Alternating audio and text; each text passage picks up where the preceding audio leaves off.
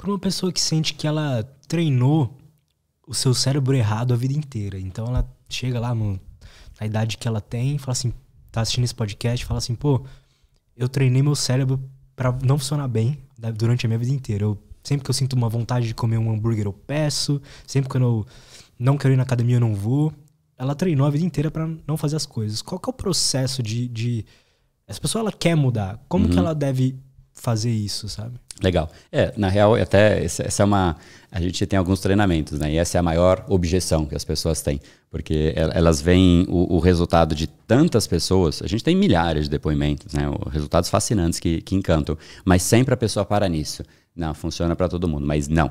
Eu sou procrastinador profissional, eu sou o cara da batata frita, isso tudo que você falou aí, né? Cada um tem o seu calcanhar de Aquiles, vamos chamar assim.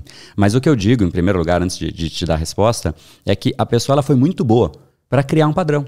Ela é boa em criar padrões, ela só criou o padrão errado, né? É basicamente fazer a mesma dinâmica com um novo padrão, o padrão que de fato ela quer. Então ela alocou prazer na coisa errada. Ela precisa porque a gente tem todo o nosso cérebro, ele pode sentir prazer em múltiplas coisas. A gente de fato pode recondicionar. Então você vê que tem gente que tem prazer em ir na academia, tem gente que tem prazer em comer salada, tem gente que tem prazer em ver Netflix, tem gente que tem prazer em comer brigadeiro, enfim. O prazer, o nosso paladar, ele é maleável, né? Inclusive, um bom jeito, as pessoas pensam, mas como assim? O paladar não consegue mudar. Pensa na primeira vez, e já chego na sua resposta, mas a primeira vez que você tomou uma cerveja.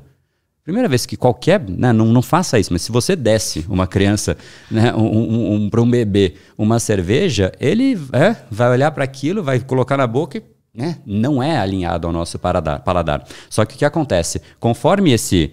Óbvio que não o bebê, mas ele vai crescendo, vira adolescente, aí vê o pai tomando a cerveja e falando, nossa, é o melhor momento da semana, né? O primeiro gole é o melhor do mundo, enfim. Tem gente que já está ouvindo e salivando aí, eu sei, né? Espero você também, né? Enfim, nossa, que delícia, é o melhor momento e tal. Isso vai criando, nesse caso, pressão social, prova social, ou a gente a gente é social, não tem jeito, né? Então você vai criando e fala, nossa, né, eu preciso disso. Aí a pessoa começa, de fato, a sentir prazer em algo que é contra a natureza. O nosso paladar não gosta desse tipo de gosto amargo. Enfim, então a gente realmente consegue recondicionar até o nosso paladar. Que diria da preguicinha e tudo mais. Mas enfim. Então o processo, agora te respondendo, basicamente a gente precisa passar por uma jornada que, em primeiro lugar, é entender como o cérebro funciona. É entender que você não faz as coisas de forma aleatória. Tudo que a gente faz gera algum tipo de padronização. O cérebro está o tempo inteiro tentando padronizar as coisas. Para quê? Economizar energia, para tornar mais simples, mais fluido as coisas, né? Então a gente tem uma frase que eu gosto de Isaiah Berlin. Ele fala que entender é perceber padrões. E a gente padroniza tudo. O cérebro fica tentando entender o ambiente. Quando ele entende, ele se acalma. Enquanto ele não entende, ele fica tentando padronizar. É assim que a gente cria um novo hábito. Enfim, é a dinâmica do nosso cérebro. Então, ele vai ficar tentando padronizar. Entender como o nosso cérebro faz isso é a primeira etapa. A gente começa ensinando quais são as áreas cerebrais importantes nessa dinâmica de padronização. Uma vez que a gente entende o cérebro, a gente começa a perceber que tudo que a gente faz tem algum tipo de consequência de curto e longo prazo, que é a pior, porque ela é cumulativa. O cérebro ele vai formando novas conexões conforme a gente estimula, e quanto mais a gente estimula do ponto de vista de estou animado, estou colocando energia, estou colocando constância nisso, mais rápido e mais forte essa nova teia é formada dentro do nosso cérebro. Então a gente vai criando esses novos padrões. Entender é a primeira dinâmica. Depois disso, aí fica muito mais fácil, porque aí você já começa a ver, estou fazendo coisa errada. Você já começa a direcionar as suas atividades para incentivar a coisa certa dentro do cérebro, né? Então é reforçar as atividades que realmente gerem o padrão que de fato você quer. Essa é a primeira parte.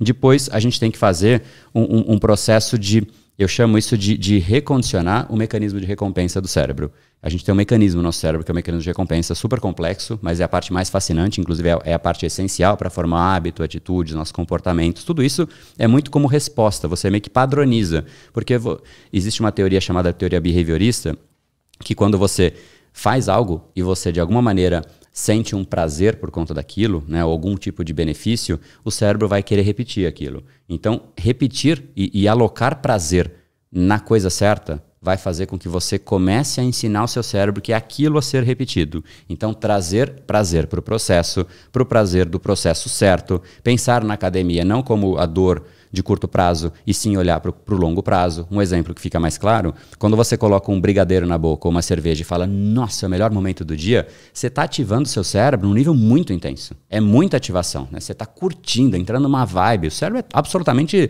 explosão lá dentro nesse momento. Então você está ativando muito o cérebro. É um reforço. Esse reforço é o que você quer? Não sei. Se você quer criar esse padrão, tá tudo certo. Se você não quer, tá errado, né? Mas não sou eu que estou dizendo, é a própria pessoa que tem que avaliar, faz sentido o padrão que eu quero? Então, é basicamente entender como recompensar o cérebro de acordo com as atividades certas. E aí a gente começa a não só entender, mas a incentivar as atividades certas. Porque foi o que a gente fez a vida inteira, inconscientemente. Agora a gente faz conscientemente. E aí automaticamente você começa a reverter uma série de padrões que você fala, cara, não faz sentido isso.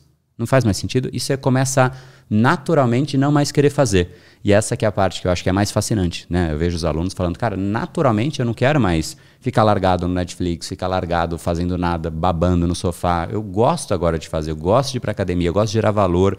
Eu acho a coisa mais fascinante, né? Mas qual o processo exatamente de realocar o prazer nas coisas certas? Como é que a gente pode fazer isso?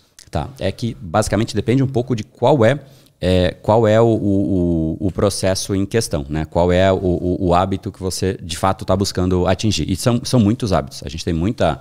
Né? O nosso dia a dia ele é composto por muitas coisas. Escovar o dente, querendo ou não, é um hábito, né? Você criou assim, né?